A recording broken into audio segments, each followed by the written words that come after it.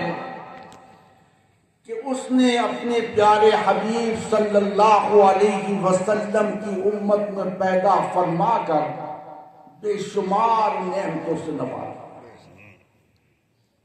ایسا پیارا حبیب، ایسا رسول کسی امت کو نصیب نہیں ہوا،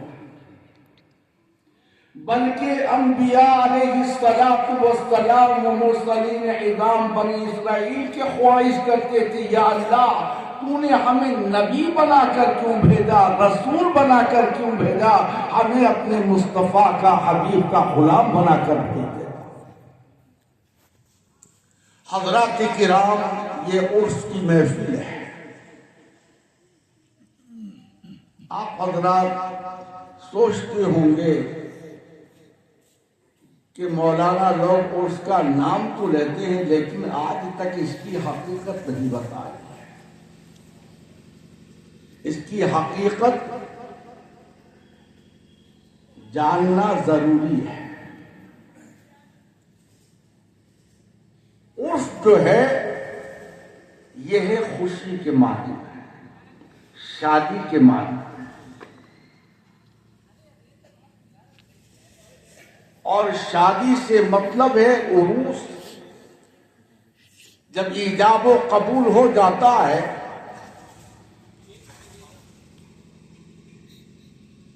تو دلہن اپنے کمرے میں جاتی ہے۔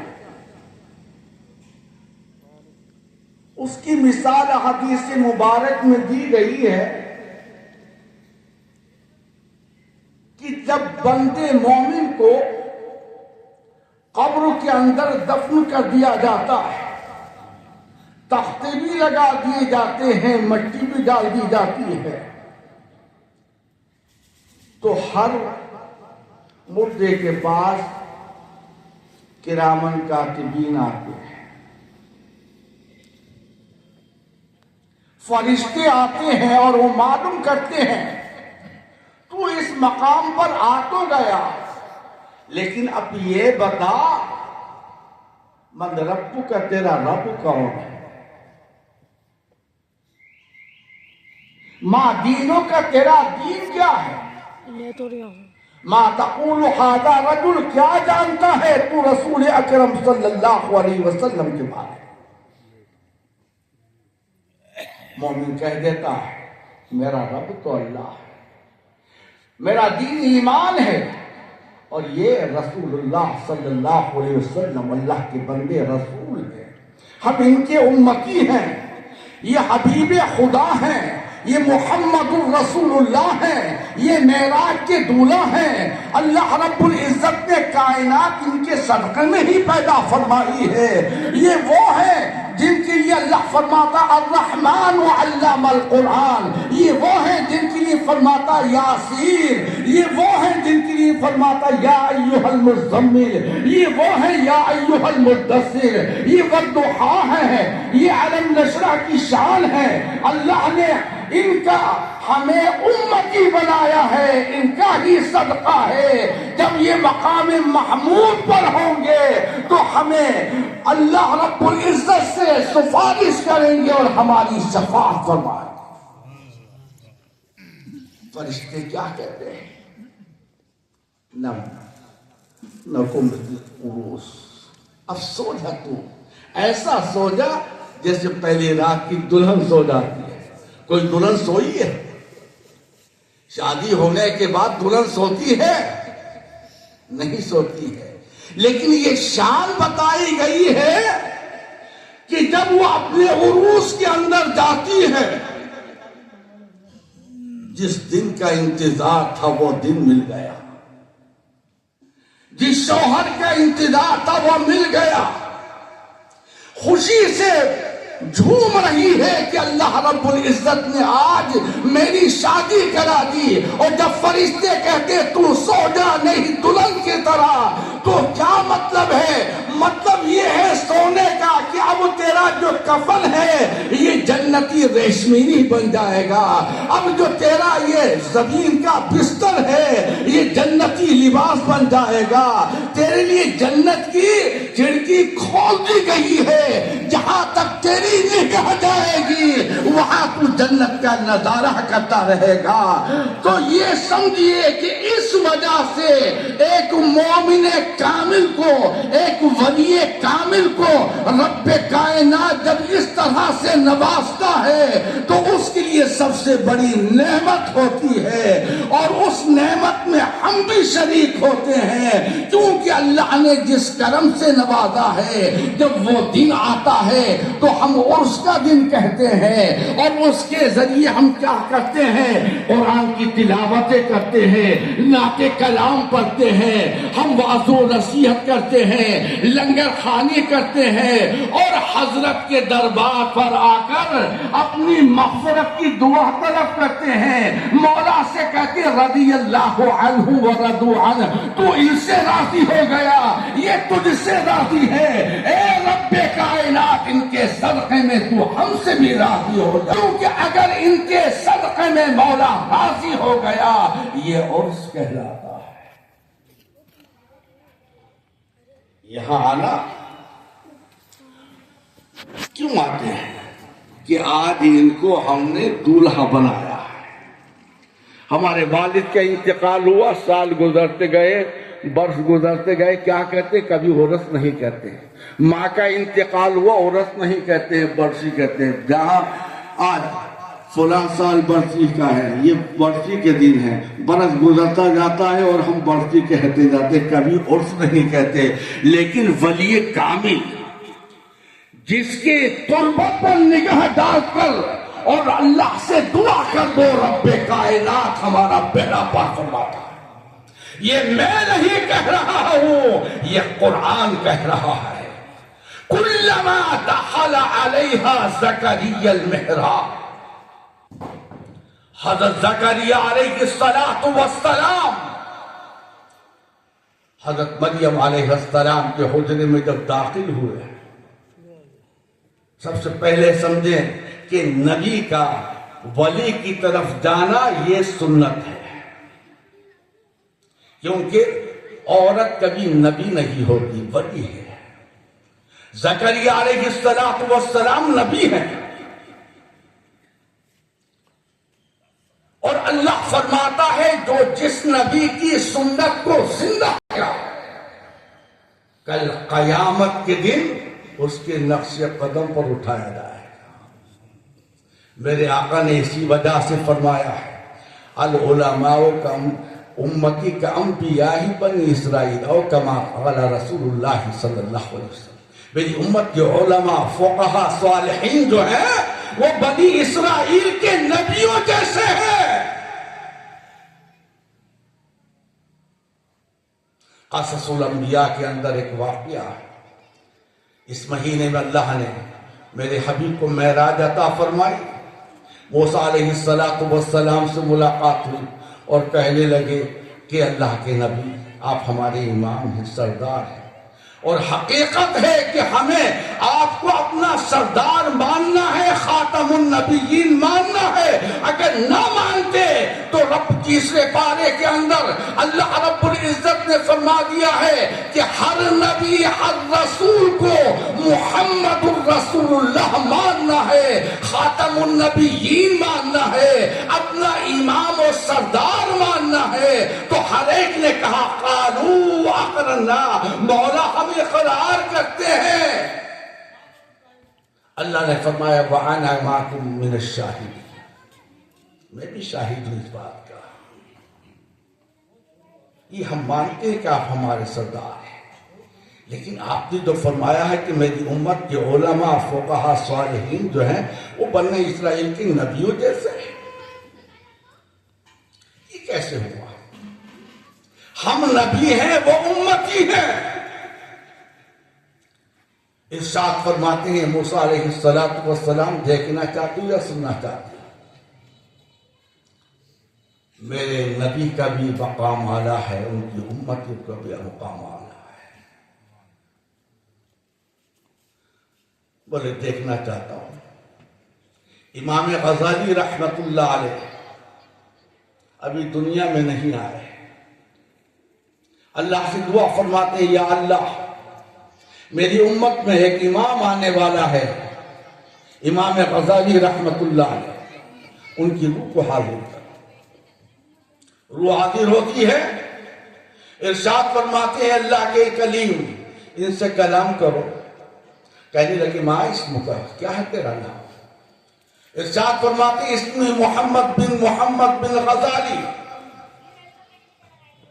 ارشاد فرماتے ہیں میں نے تیرا نام معلوم کرا، تیرے باپ کا دادا کا نام نہیں معلوم کرا۔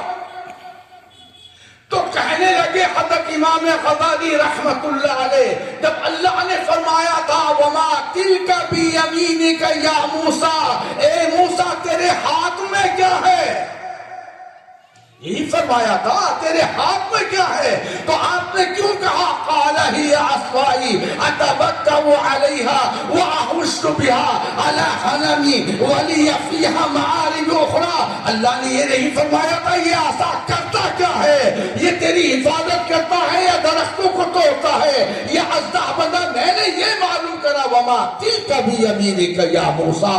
کہنے لگے تو بے وقوف ہے، میں رب کائنات سے جب کلام کرتا ہوں تو یہ چاہتا ہوں جتنی دیر ٹکا رہوں فیضیاب ہوتا رہوں گا، اس کی آواز آتی رہے گی میرے کانوں میں۔ تو ارشاد فرماتے ہیں جب آپ اس وجہ سے کلام کو طویل کر سکتے ہیں تو میں بھی یہ چاہتا ہوں، ایک تو خاتم النبیین موجود ہے، سید المرسلین موجود ہے، ایک بنی اسرائیل کے کلیم اللہ موجود ہے، اگر میں یہ کہہ دیتا میرا نام غزالی ہے تو کلام ختم ہو جاتا، فیض کیسے حاصل کرتا؟ اس وجہ سے میں نے باپ کا نام بھی بتا دیا، دادا کا بھی نام بتا دیا، جتنی دیر ٹکا رہوں گا آپ سے فیضیاب ہوتا رہا۔ میرے آقا فرماتے ہیں سنا جو سوال و جواب ایک بنی اسرائیل کے نبی کا ہے وہی میرے امتی کا ہے۔ کلما دخل علیہا زکریا المحراب، جب داخل ہوئے تو کہنے لگے قال یا مریم ان لک ھذا، ان کی حجر مبارک کے اندر پھل رکھے ہوئے ہیں، اب تو ہر موسم کے پھل مل جائیں گے آپ کو، لیکن وہ وقت ایسا تھا جب موسم ہی ہوتا تھا جبھی پھل ہوتے تھے، بغیر موسم کے پھل تازی خوشبوئیں نکل رہی ہیں۔ قال یا مریم ان لک ھذا، یہ کہاں سے آئے؟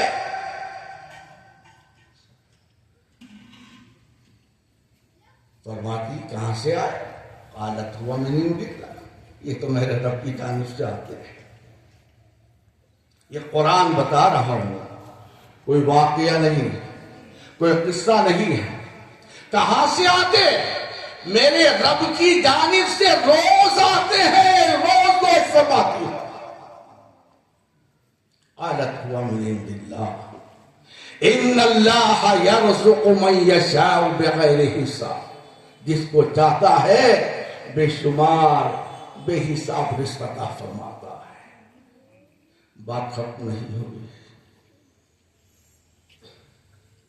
ایک نبی ولی کے دربار میں حاضر ہے، ولی کے در پر جانا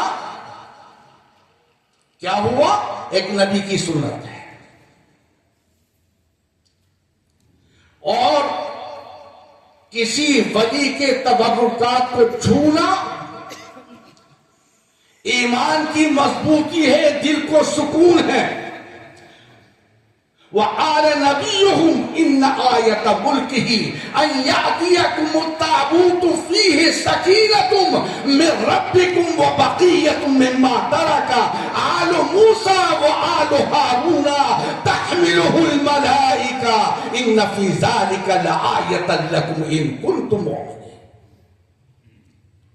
بزرگوں کے تبرکات فرشتوں کو سر پہ اٹھانا ہوتے ہیں اور ہمیں قلب سکونی حاصل کرنا ہوتی ہے، یہی ہمارا ایمان ہے۔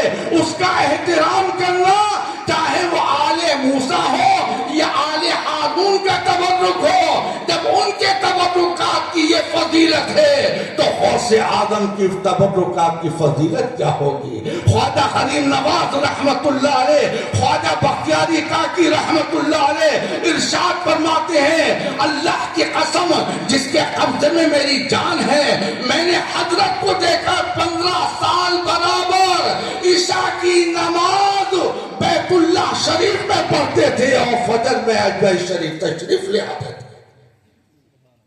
ان بزرگوں کا کیا حال ہوگا؟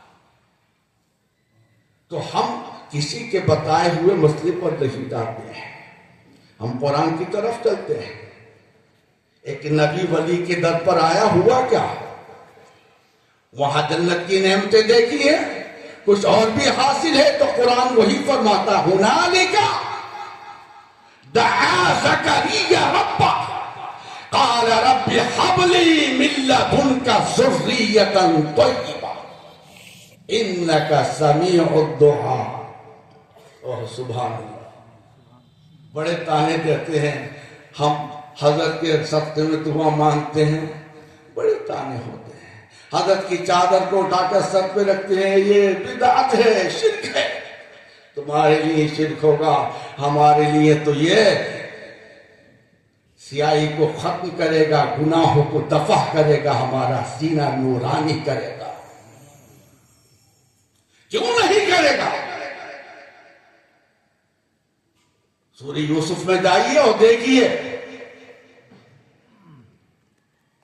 حضرت یوسف علیہ السلام کے نام کی پوری صورت قرآن میں کہیں بھی ذکر نہیں ہے، خالی صورت پوری نہیں کی، ابتدا سے لے کے انتہا تک۔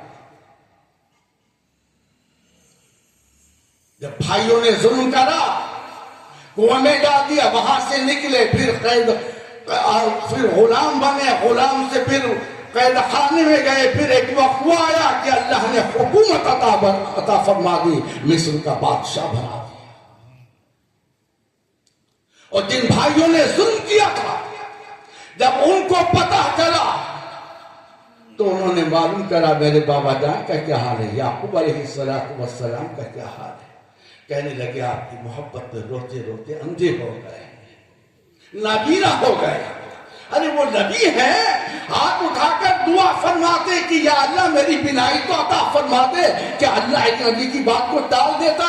اگر ایسا ہوتا تو آج ہم ان بدعتیوں کو جواب کیا دیتا۔